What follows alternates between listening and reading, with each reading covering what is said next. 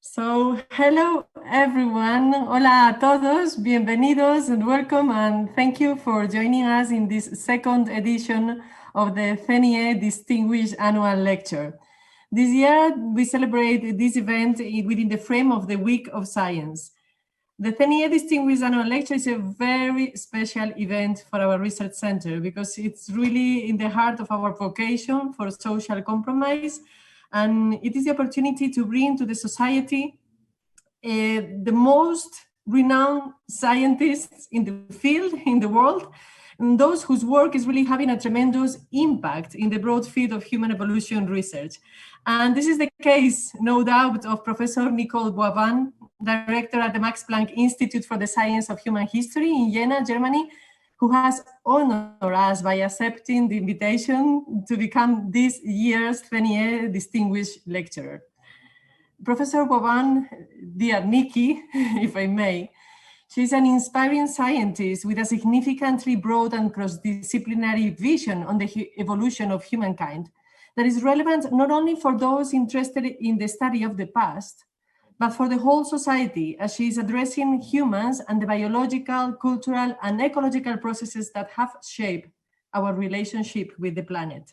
As such, her research on the human niche has an impact not only in the reconstruction of human history, but also in many relevant topics for our society, such as Anthropocene, migration, climate change, and globalization, as among many others. Especially in the times we are going through, her research is an example of how past can shed light to present and future, and how bringing together natural sciences and humanities, it is not only possible, but necessary. So thank you so much, Nikki, for accepting our invitation, and we really look forward to listening to your conferences about the archaeology of human Earth and the transformation of Earth by humans.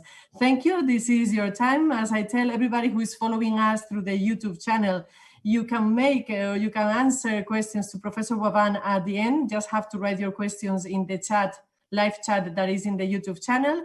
And okay, we are really looking forward to listen to you. Welcome to this series, and this is your time. Okay.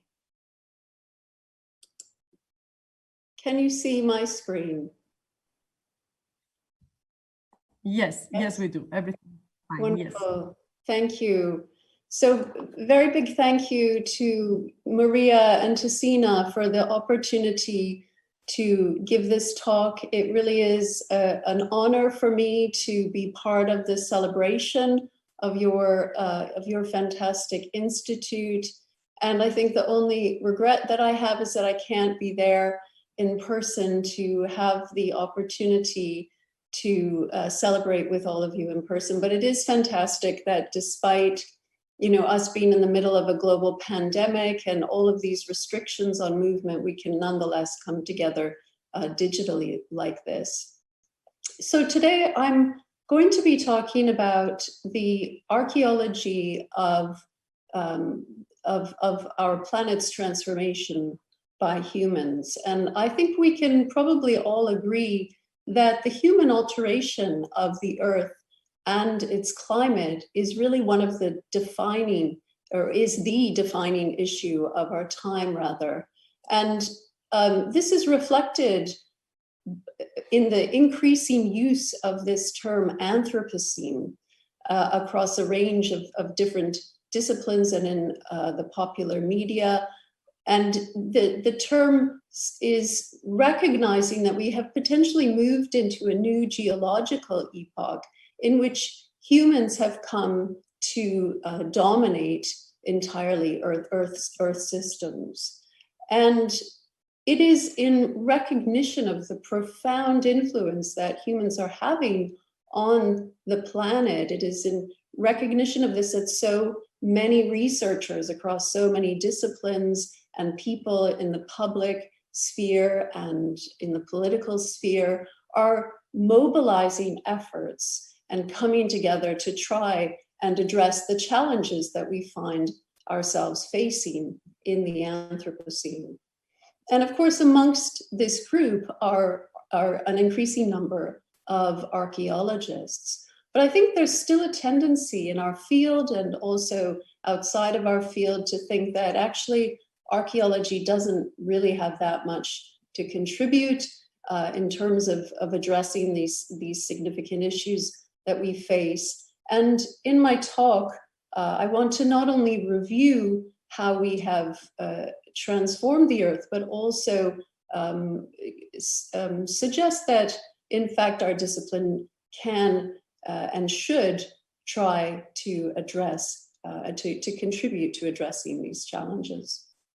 So today in my talk, I want to do three things. I want to firstly say a little bit about what it is that makes us as a species such an effective Earth transformer.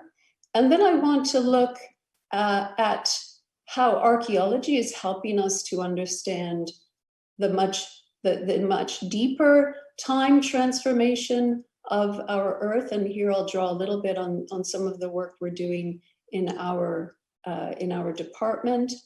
And then I want to, at the end, explore, as I've indicated, this issue of how we can learn from the past to actually shape a better Anthropocene moving forward into the future.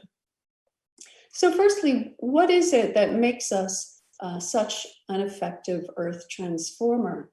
Well, certainly a part of this story is that humans are everywhere. So wherever you go on the planet, no matter how remote, you will encounter other humans, or at least evidence of human presence or human activities. And this is something we take for granted. It doesn't surprise us. But in fact, it should, because this distribution of our species all around the world, which is known as a cosmopolitan species distribution, is actually is actually very rare amongst species our size, and in fact is really only common in very small species of the kind of microorganism scale. In fact, most species on the planet have a circumscribed distribution, at least those that are on the kind of larger end, and they are found only on one continent or one region of one continent, or in some cases only on a single island. And that is why when European natural historians and explorers traveled around the world, in particular in the 18th and 19th centuries, documenting plants and animals in different parts of the world, they encountered such an extraordinary and diverse array of new species, which they cataloged and documented and described, and also brought samples of back to Europe, which of course fill our natural history museums today. But wherever people went, wherever Europeans went around the world from the age of discovery onwards, they encountered other humans.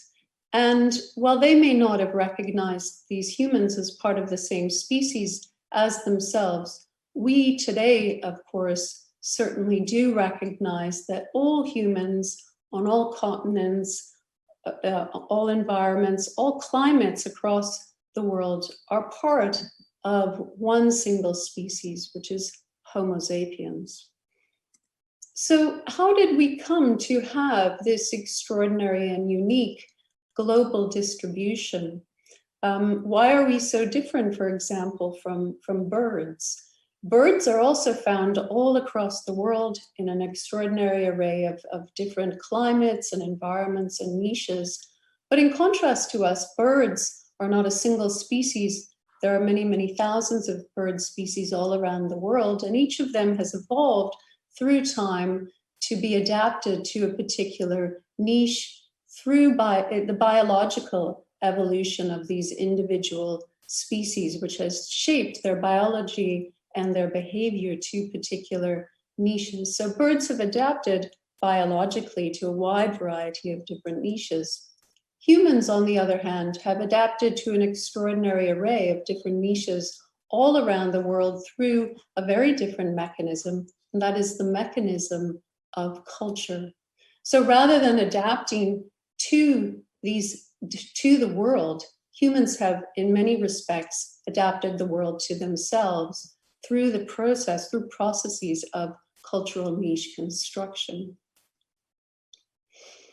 And so it is this combination of being found everywhere and having culture that is cumulative, culture that ratchets up through time, culture that becomes increasingly complex. It is through the combination of these things, as well as, of course, our language and our ability to cooperate, our sociality, that we have come to be such, have such an extraordinary capacity for niche construction, and have come to be such powerful agents of planetary change.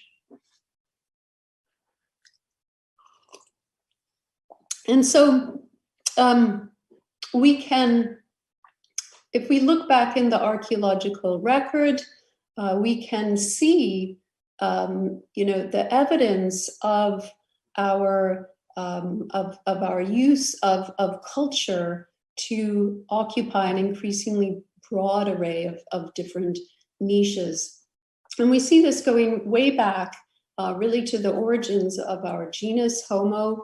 And if we look, for example, at the site of Olduvai Gorge in Tanzania, where we have a really fantastic collaboration with Julio Mercader and his team, what we see is that some of the earliest stone tool technologies and this very early culture is being used to adapt, for early humans to adapt to an increasingly diverse array of different habitats. So we see a lot of climate change, we see volcanic activity, and new environments constantly emerging, and humans, just coming back onto these landscapes again and again, no matter how they change. So we're already, by this point in time, exhibiting, quite significant levels of adaptability and flexibility.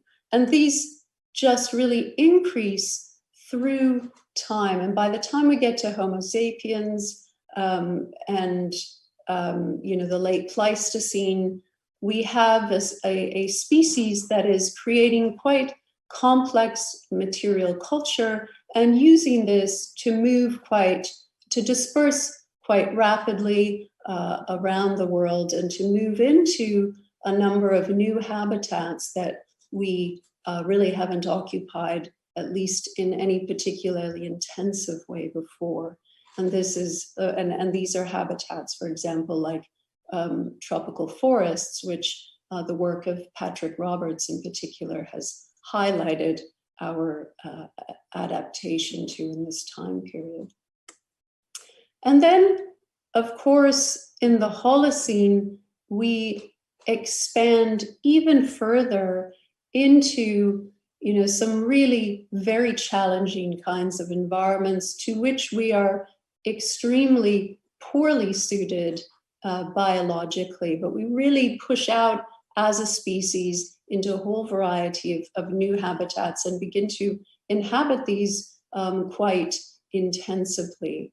And we do this through the mechanism of culture, through niche construction, and of course, things like agriculture, the secondary products of animals, technology and transport. All of these things are very important to allowing us to adapt to such a broad array of different environments. And we've been very interested in our department in looking at some of these very strange human adaptations, like drinking the milk of other animals, riding other animals, and the key role that these have played in allowing us to expand across and inhabit new landscapes during the Holocene. And so as we move around the planet and we are adapting to an increasingly wide array of different niches, because we have this powerful culture, and because we are able to engage in niche construction to shape these very diverse niches to our needs, of course, this means that we start to increasingly also have impacts on the environments that we're living in, to reshape them in various ways and to gradually become more and more effective niche constructors. And there's a lot of discussion and debate about just how early in time we can trace back the roots of the Anthropocene, but it certainly seems to be the case that by about 50,000 years ago in the late Pleistocene, we're starting to see some pretty good evidence that humans are pretty significantly shaping their world. And we see evidence for forest management and forest shaping. We see evidence for the alteration of fire regimes. We see evidence for the first translocations, probably deliberate, of certain species. And then we see evidence that humans are starting to shape patterns of extinction and extirpation. And it's probably a set of major extinctions that happen in the late Quaternary of megafauna that are one of our significant late Pleistocene human impacts. And of course, these have these extinctions, which are very, very substantial, and in some places lead to the loss of more than 3/4 of the genera of megafauna. It's long been very contentious what caused these megafaunal extinctions, but there's an increasing consensus that humans had at least some role to play in the late Quaternary megafaunal extinctions, and probably a fairly significant role in parts of the world where humans and megafauna had less of an opportunity to co-evolve. So we are very interested in our department in these megafaunal extinctions, and we have several PhD students who are drawing on new archaeological science methods to study them. But we're also, like many others, really fascinated by the increasing evidence that not only did all of these megafauna go extinct, but this had really significant kind of knock-on effects on ecosystems, on vegetation, on geochemical cycling, on the atmosphere. And so it's looking like, already by the late Pleistocene, humans are having some pretty significant impacts on Earth systems globally. And of course, in the Holocene, we see an intensification of these kinds of impacts. And this comes in particular as we enter into a new set of relationships with a variety of different plants and animals. And we, as we enter into these new relationships, we start to shape the evolution of these species, to shape their morphology, their biology, their behavior in pretty significant ways. And we also start to promote these species and promote them on the landscape, to cultivate and manage them. And this leads to their increase in terms of their population size, as well as their significant expansion beyond the natural range of their original progenitor species. So we promote all of these species, and this has major implications through time for our world. And we've been very interested in our department in tracking the spread of many of these species, both as farmers move around the world, so as farming populations expand and bring a variety of plants and animals with them, but also as we start to see the long distance trade and exchange and transport and communication intensify over the last 3 or 4,000 years, and particularly the last 2,000 years, we start to see all of this long distance movement of people associated with an extraordinary level of biological exchange. So species are really being moved all around between different continents and promoted, and their populations are growing in the regions where they're being brought to. And this is a fascinating process of Earth transformation. And of course, as we promote these particular species and create the conditions for them to thrive, we also naturally have a whole range of impacts on other species and on ecosystems. And one very common impact that we have is in shaping and driving species extirpation. So we see this all over the world. And just as one example, Annika Janssen in our department has, and she's now in a new position elsewhere, but she has been studying the extirpation of wildebeest in Eastern Africa in association with the spread of pastoralists and their animals into East Africa.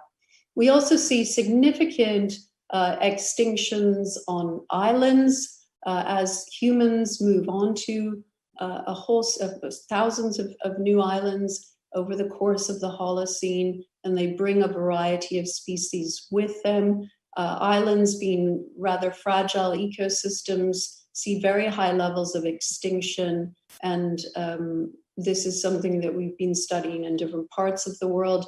We also see an association with these new arrivals and with these extinctions, real changes in the nutrient flow patterns in some of these island ecosystems.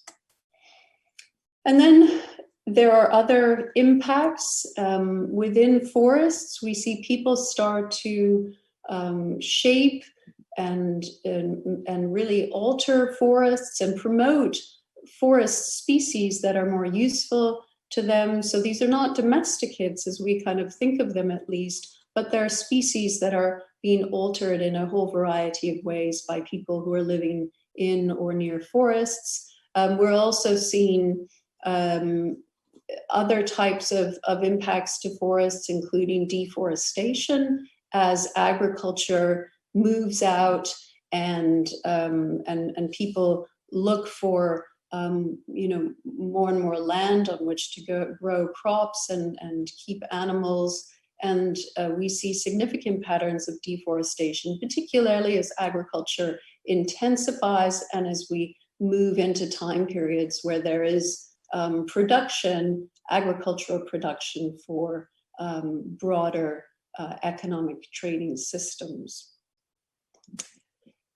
And so really all of this culminates in some pretty extensive patterns of human alteration of the planet. And we've been part of a study called the ArchaeoGlobe Project, which was spearheaded by Earl Ellis and brought together hundreds of archaeologists from around the world, and which looked at how humans have been shaping land cover over time in different parts of the world. And when we pull together all of this archaeological data that's accumulated over the last decades, what we can see is that particularly from about 3,000 or 4,000 years ago, we see pretty significant levels of human activity with implications for land cover, for ecosystems, but also that this human shaping of environments stretches back right to the beginning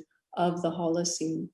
And so we now host the ArchaeoGlobe project in our institute, and we have a number of kind of spin-off projects now, including this one on island extinctions, which is being spearheaded by Andrea Kay, but involves project partners from all around the world. And once again, the aim is to pull together lots of data that different research groups have accumulated to build a picture to understand how island ecosystems have been shaped by humans over the long term.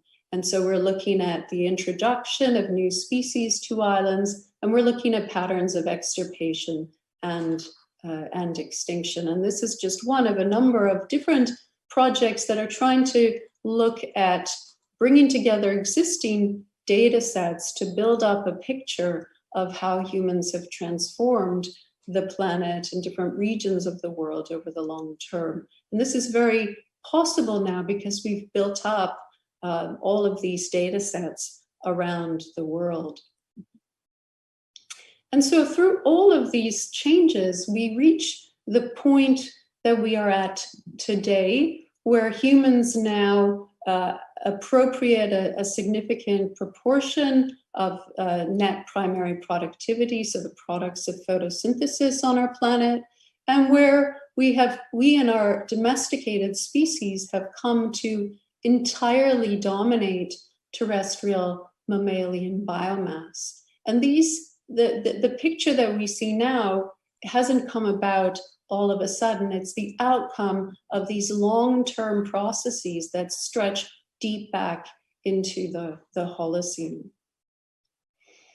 And so what we can see is that landscapes across the world have been significantly impacted by humans. And wherever you go, if you look at a landscape, it's almost certainly being impacted by people, and probably was impacted by people before the era of European colonization.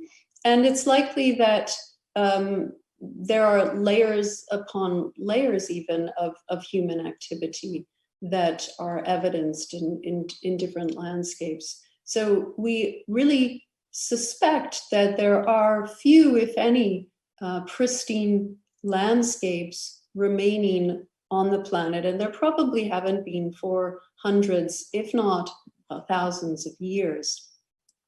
And this is a key story now to come out of all of this accumulated data that archaeologists have been gathering through detailed research and application of archaeological science techniques in different parts of the world. It's a key story that's emerging, and it's a fascinating and surprising and important story with major implications. At the same time, I think it's a story that leaves me feeling a little bit concerned, and there are a number of reasons for this. For one, when I talk about this kind of research with people who aren't in the discipline of archaeology, just general members of the public or journalists and this kind of thing, I sometimes, or not so, rather too often, kind of get the response, well, if humans have been altering in landscapes and environments for such a long period of time, perhaps that's fundamental to who and what we are as a species, and we can't change. That's just how we are, and there's no hope for us. And that's one response. Another response is, well, if we've altered environments so much over the long term, what does it really matter if we alter them now further moving forward? Why do we need to preserve these environments if they're not even pristine, if they've already been transformed by people?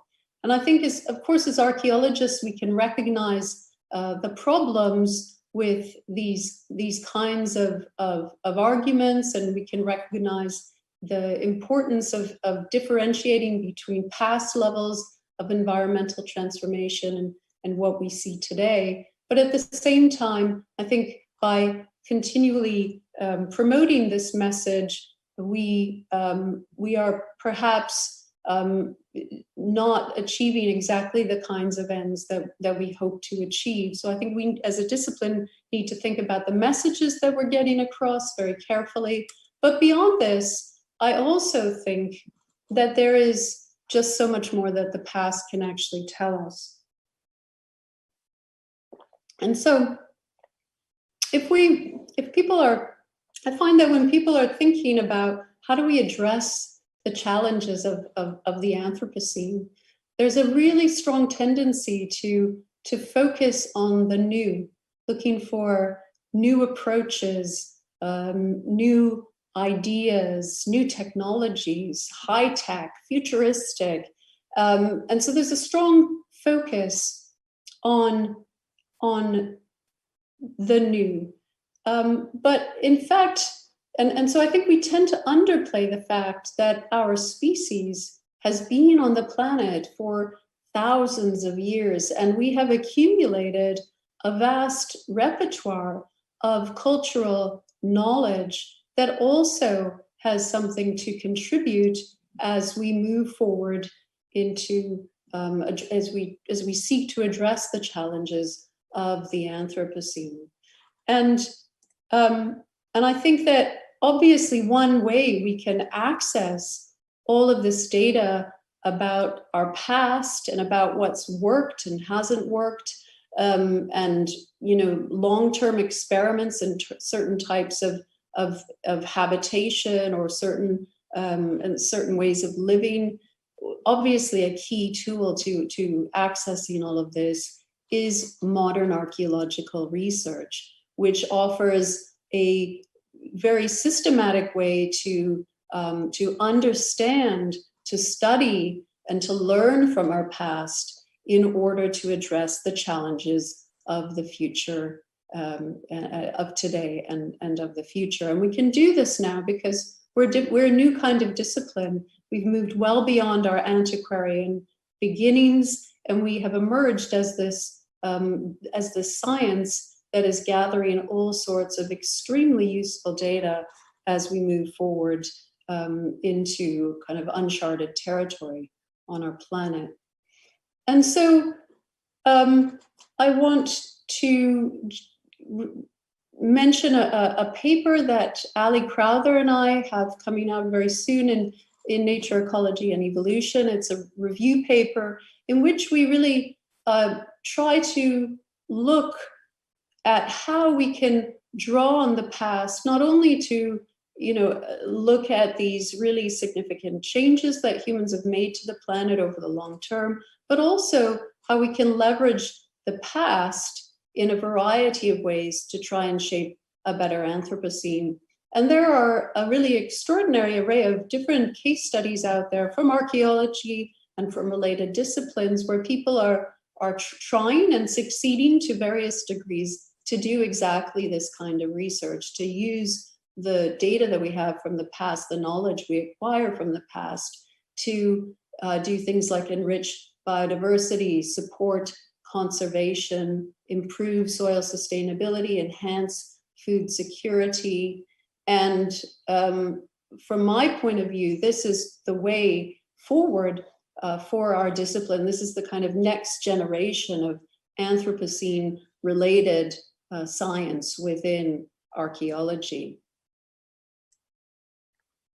And so within our department, we're starting to move in this direction. And we have a number of, I think, really interesting projects that are trying to step beyond just looking at how we have transformed the Earth to how can we use archaeological data to address some of these challenges we faced. And I'll just give a few examples. This is ongoing work, but one is on the left, reflecting Patrick Roberts. He has a number of really fascinating projects on tropical forests where he and his team are not only looking at how we have transformed these ecosystems through time, but also how we can draw on this knowledge in order to better conserve these extraordinary and important ecosystems moving into the future.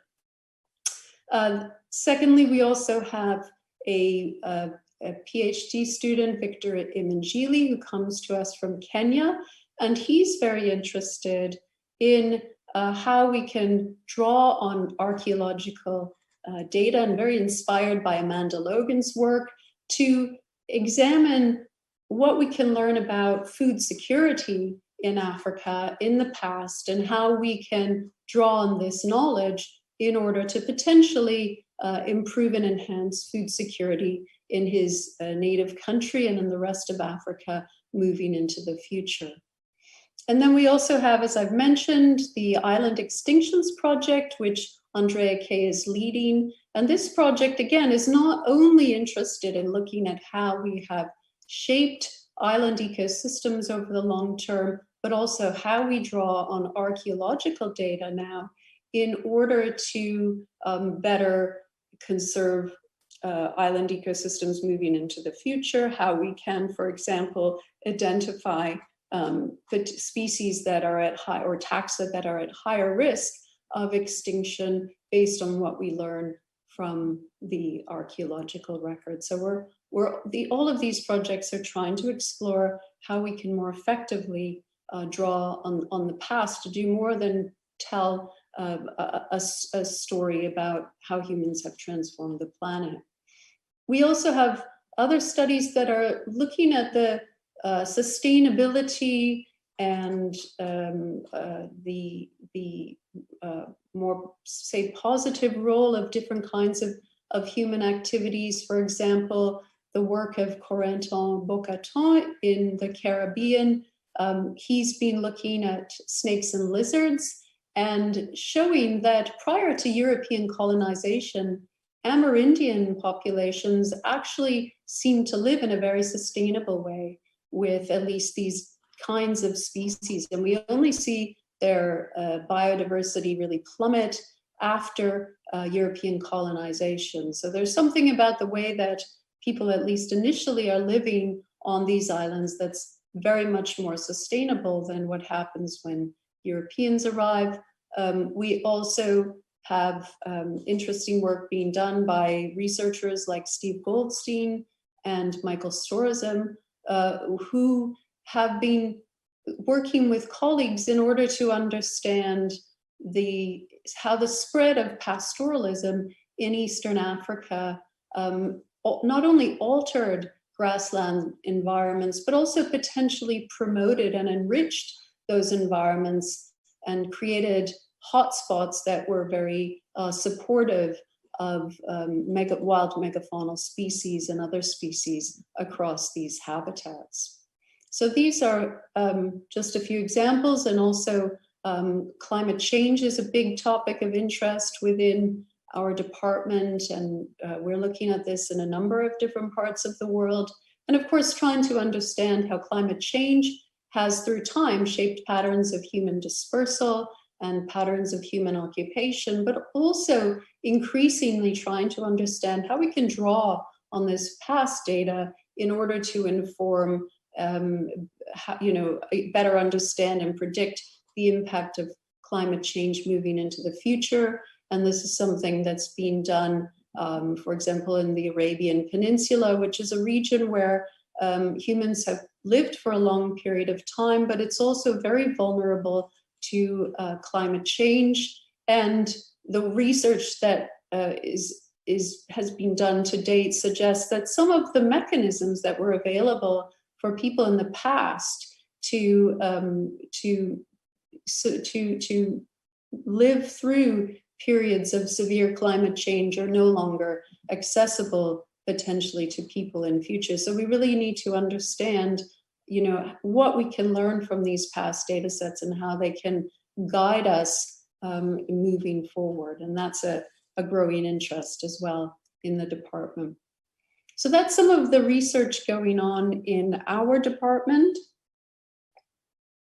But I wanted to just mention a few really nice case studies that Ali and I address in our paper, case studies that come from, in all cases, a lot of research over a long period of time by a multitude of different groups. And one is the example of Terra Preta.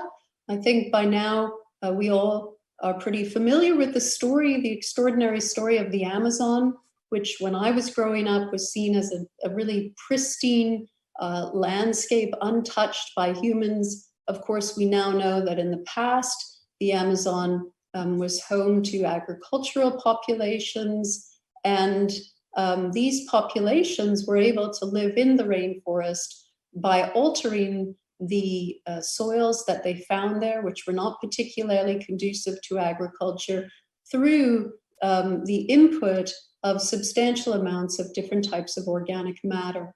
And they created through time these very rich soils in the Amazon. But after 1492, when due to disease and genocide populations collapsed, these sites were abandoned, this technology was forgotten, and it's primarily through the mechanism of archaeology, through the discoveries of archaeologists and archaeologists then working with researchers in a variety of different fields, that this technology has been resuscitated and is now being used. It's called biochar technology, and it's being used to promote agricultural productivity and to also sequester carbon in a variety now of different parts of the world.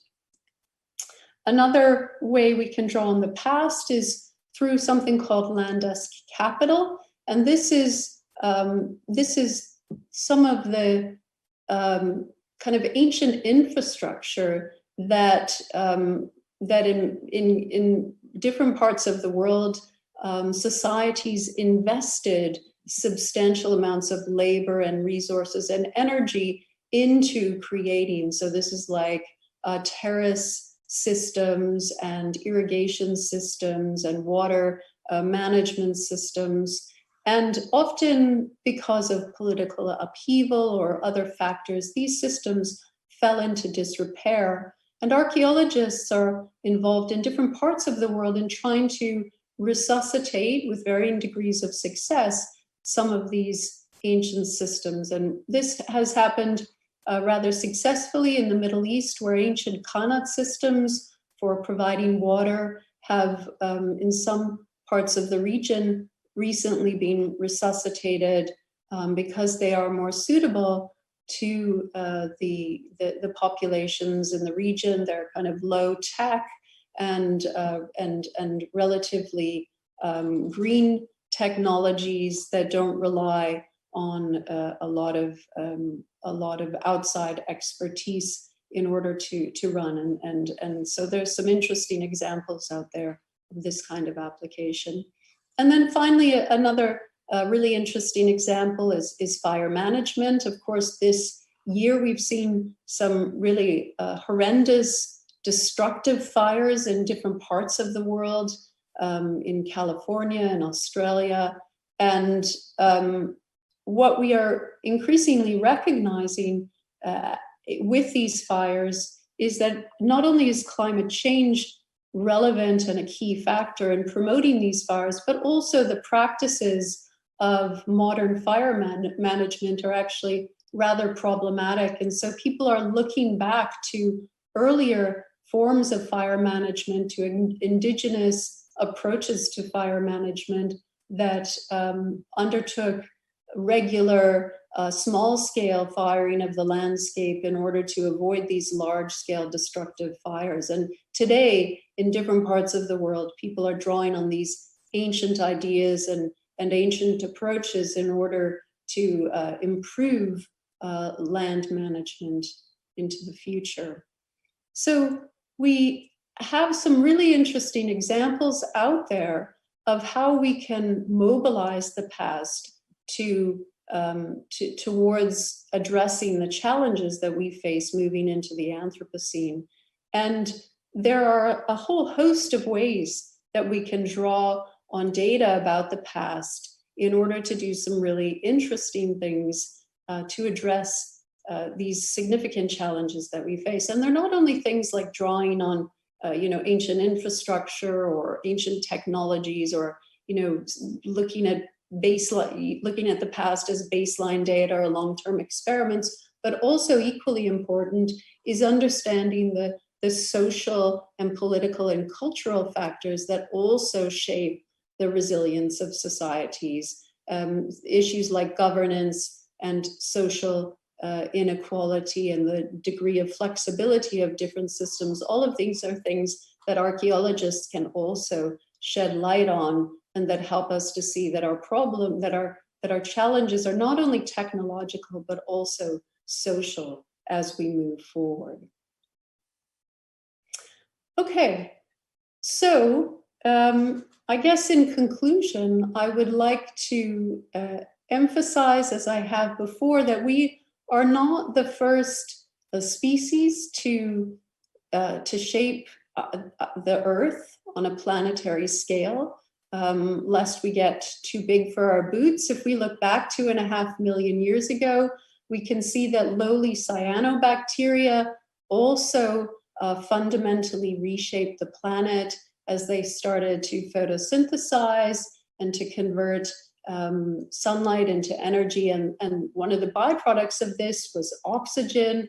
And as they did this through time, oxygen accumulated on our planet, accumulated in the atmosphere, and created the oxygenated planet that, of course, we live on today, which seems fantastic, and it is for us. But it wasn't for the many, many species that went extinct as a result, because for them, oxygen was poison. So this great oxygenation event is also known as the Great Oxygenation Apocalypse, because it led to the first mass extinction event on our planet. And it also plunged our planet into a severe and long-lasting glaciation, which has led to the planet at this point in time being called Snowball Earth.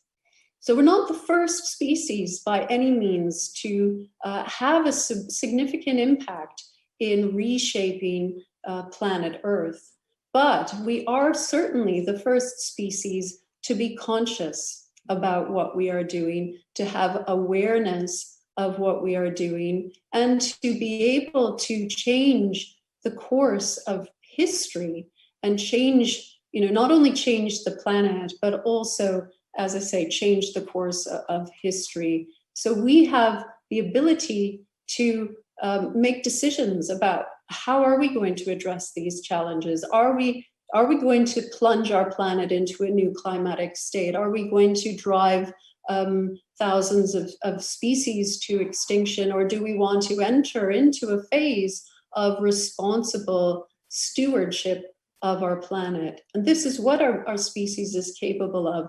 And this is the challenge, of course, today, is to encourage ourselves as a species to do this and not to act more like cyanobacteria, just moving forward unthinkingly and plunging our planet into a totally different state. So just to conclude, I think that we are also a storytelling species. There's some fascinating anthropology about storytelling around fires and the importance of storytelling in human evolution as a mechanism through which we acquire and process all of this data about our experience, about our past, and we pass this on to future generations as knowledge that they can use moving forward to address the challenges that they face. And I see archaeology as this kind of storytelling, part of the storytelling tradition, part of processing the knowledge that we have, the information that we have about our past in order to move forward constructively into the future. And I hope that archaeologists will recognize the importance of their discipline, the capabilities that we have within our discipline to really contribute in significant ways to shaping a better Anthropocene moving into the future. So that is all. And I just want to end by acknowledging the contributions of so many people to the research that I've discussed. In particular, my dear friends and husband and key collaborators who I've worked with for many years, Michael Petralia, Patrick Roberts, and Ali Crowther, and also the many researchers, both past and present, and PhD students in the Department of Archaeology in our institute. I've talked a lot about research coming out of the department, as well as research that involves really significant and important project partners around the world, including, of course, CENIEH. And I would also finally like to thank and acknowledge the Max Planck Society for funding all of this science that we get to do here in Jena. Thank you very much.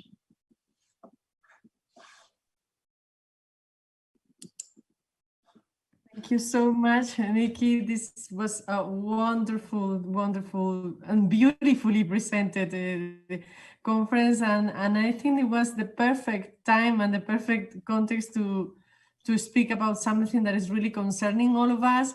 We are going to start now a term of questions. So there are some people that already see a few questions, but while they connect and they put together our screens and we both appear together, I don't know, I just want to express, you make me think a lot. I think it is, I must say that I was surprised by something very simple, but it's this idea of talking of a better Anthropocene, just the simple idea of thinking that there is an alternative and a positive way of looking to our strong transformation power. No, I never thought that Anthropocene or people or general public indeed does not have this concept, that you can think of a good Anthropocene. So I think it's very enlightening that you are bringing us very specific and I would say proactive examples of how we can really use this strength to maybe keep changing, because maybe, as you say, it's in our nature to change. We are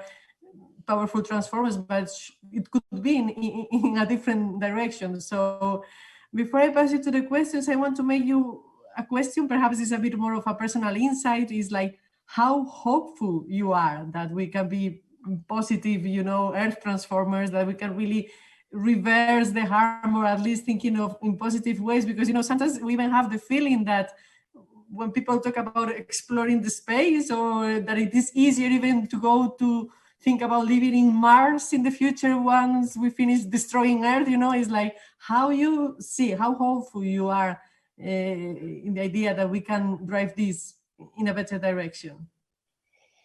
Yes, I think that probably changes, Maria, on a day-to-day basis. I mean, sometimes the news seems so bad that you don't really have a lot of hope, but then other times, things look up and you think, okay, there is really hope. And I think we all probably feel like that to one degree or another. But I do think after Alison and I wrote this paper, one of our reviewers pointed us to the work of a woman called Alina Bennett. And she's got a great TED Talk, actually, where she talks about her own research and how, I guess similar in some ways to ours. She was going around telling a very depressing story about, just how we're destroying the earth. And I think a number of researchers feel that, when we do this, we're not actually helping matters. I mean, we're providing a lot of new data and we're showing some, patterns that are important, but we're also, I think, making people look at the whole thing so negatively and without any hope. And when people have no hope, then nobody bothers to do anything. So I think it's extremely important that, we all work to actually look at what we can do, and that's all we can do. That's all we can do is if as many of us as possible try and look at this with some optimism and actually do something about it. That has the potential to be a powerful mechanism for change. So I think we don't really have a choice. I think if we are negative and we just give up, what hope is there for us? We will all just continue living as we do now and carry on, and the planet will heat and we'll have wars and we'll have, diseases, and just all of these problems will become worse. So the hope is that that people can actually look at this optimistically, and I think that that must be an important part of how we move forward. Because I don't think just telling everyone the planet is on fire and it's all going to hell is actually working. Yeah, that's very interesting, and I fully agree. And I think it is great indeed that you are here and you're bringing us, I would say, a practical translation of the past in possibilities. No, it's not only what is damaging our resilience, but all the opposite, how we can build stronger. And I think this is a very interesting project. You are really gathering an amazing team, cross-disciplinary, that is really giving hope and the real place of science, I would say, in bringing solutions. No, that's what really science should be doing. And I think it's important now at this moment that we are going through a period that is very easy to fall in this apocalyptic mood that, okay, we all feel tempted to give up because it seems that there is no way out. And I think science, and again, in this case, thanks to you, is bringing us some light, I would say, at the end of this tunnel. So I really double thank you today that you have come and you have joined us in this very special event with such a positive and scientific message. So now we have a question here. Yes? Is somebody speaking? Yeah, so there is a question. I don't know if you have access to this chat in the YouTube, but I can read for you. And you say, geological epoch boundaries are defined by worldwide events, which ideally are not diachronous. For example, the iridium spike at the KT boundary. Which options do we have for the Anthropocene? Okay, so this is okay. I don't want to sound really negative about this, but this is also a debate that I don't think really gets us anywhere. It's been one of those things that there has been a lot of concentration on is, okay,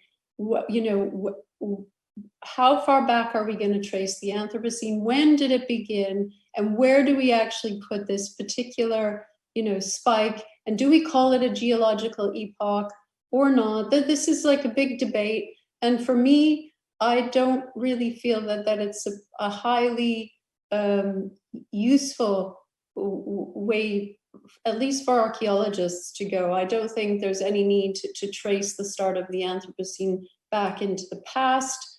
I think what we need, I think we need to focus on other things. And so when exactly the Anthropocene began, I kind of, I prefer that we probably keep the term rather open, I suggest. I'm not sure. There's currently a move to kind of put a date of like 1945, I think, on it. I'm not sure if I find that highly useful, and I'm a little bit concerned if the group tries to do this and then fails to do it, then that also sends the wrong kind of message that, we're not actually changing the planet that much. So I think we all know we're changing the planet. I think that now we need to focus on the work that we have to do to actually, do something constructive about it. So I'm sorry, I'm not an expert on like where you put the golden spike and how you define the Anthropocene. There are a lot of geologists who are focusing on that. It's a very geological kind of pursuit. They do their own thing. It's actually very different from archaeology, and I just kind of leave that one to them. So I'm sorry, that's probably not the answer that that questioner was looking for. Another question here is, after Anthropocene, what would be the next step for the Earth? After the Anthropocene, what will be the next step? Well, I think that has a lot to do with what we do in the Anthropocene. We could have a long and happy and productive Anthropocene where we get global warming under control, where we really use all of our extraordinary intelligence and our ability to pull together our ability to pull together this amazing scientific effort to come up with a vaccine faster than has ever been possible before. Now, multiple vaccines, this kind of mobilization of effort and money and energy into resolving a global crisis. And, if we can put those kind of resources and really focus on the other big problem, or the even bigger problem that's, stands behind COVID-19, and that is, the impacts that we're having on and climate change in particular, we could do so much to create a planet which is going to, that is going to stop warming, where we're going to cut, massively reduce the impacts that we're seeing to biodiversity, where we're going to come up with much more sensible ways to practice agriculture and feed all the population of the world. And so I think of course, what comes after the Anthropocene depends. Personally, I'd like to see a long and fruitful and positive Anthropocene. I'd like it to be a really nice, long geological epoch that continues for millions of years. But let's see how do we handle it. Could be a very short epoch if we're not, if we don't all mobilize and address the challenges that we face before it's too late. We need to address them now. And I think we should really learn from COVID that it is possible to address these challenges that when we set our mind to it, but also that, things that scientists warn about really do have the potential to disrupt our everyday life. And we shouldn't forget that in the kind of rush to get back to normal life.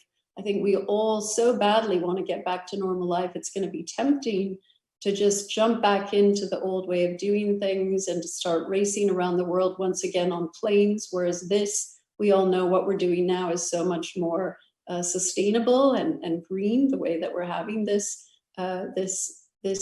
lecture right now. So I do hope that we don't just jump back into the old way of doing things. I think I digressed there. I don't even remember the question. Have I answered it? Great insight. I want, well, they are saying here, like, thank you, that they like so much your talk. And I don't know if there are more questions. If not, I want to add a final one that bringing the thing to the field of paleoanthropology. Would you say also that Neanderthals' extinction was part of Anthropocene, of Homo sapiens Anthropocene? Could we think that at some point even Neanderthals could have been part, or like actors instead of victims of Anthropocene? Oh gosh, I feel like I should ask that question to you, Maria. You're the expert on that time frame. I mean, I think it's a fascinating idea that we not only drove all sorts of other non-human species to extinction, but also our closest relatives. I think it's entirely possible, but I have to admit that I don't feel knowledgeable enough on that particular topic. And I look to people like you to tell me, to what degree is it possible that we were responsible for these extinctions of our neighbors. Extinction, right? We put part of them as this fauna. Yes. No, I think it's very, very possible. But then you do hear things like Neanderthals were already in decline, before modern humans moved in, and I don't know to what degree they were just kind of hanging on, and maybe humans were like the last straw, or whether there was more to it than that. I'm not clear, but yes, I think it's possible that we did. I certainly think it's possible that we had something to do with that. Some effect. Maybe not intentional, we don't know, but that probably had some effect on their lives. Yes, exactly. So thank you very much, Nick. I think there are no more questions. Just before we finish, I would like to let me virtually hand you something that I would have loved to hand you in person, and we will be sending to you shortly. This is in commemoration and for you to have a memory for what for us is important, is this sculpture of made by Javier Sanz. As you know, this is our logo. This is the Handex from Cima de los Huesos site, which is a representation of perhaps one of the first evidences of this very human behavior of ritual or symbolic thought. So, well, we'll be sending this to you. I would have loved that now we follow this talk with a Spanish-style warming party and fiestas to celebrate, but I really ask you to, as soon as this is possible, you come to join us, and we really celebrate in our style this event. In the meantime, I must say that it has been wonderful that you have brought a lot of light in for us, for our research, for science, and it has a lot of merit because this is a period where it's not that easy to bring light, and I think you are bringing hope, indeed, touching one of the most difficult and sometimes, I don't know, I would say disturbing topics, which is Anthropocenes, but I really keep in my mind with this idea of a better Anthropocene. I think there is hope that we use our transformation, our power in a different direction, and you really brought us today light, science, data, projects that we all hope that are very successful. They look great because we will all benefit, not only scientists, but obviously whole society of your insights and your projects. So thank you so much. We are very honored of having you in this very special occasion for the CENIEH. Thank you so much, Maria. I'm really, as I said, I'm so honored to be invited to speak to you, and it was fantastic to interact between Spain and Germany in this way. And I thank you for the gift, which it looks amazing, and I can't wait to actually hold it myself. And Mike will be very, very jealous. So thank you. That's really wonderful. And yes, let's end with a message of hope. I think these are dark times, and I think that we do need to need to look to the future with hope. That is all that we can do in the face of the challenges we face, and everything that we do, however seemingly small, if we all do something, then we can change the world. So let's think in that way, and let's move forward, to creating a good Anthropocene. Okay, so thank you, and good luck and good Anthropocene for all of us. Yeah, I wish you a good Anthropocene. Thanks so much. Bye then. Thank you. Thanks, everyone.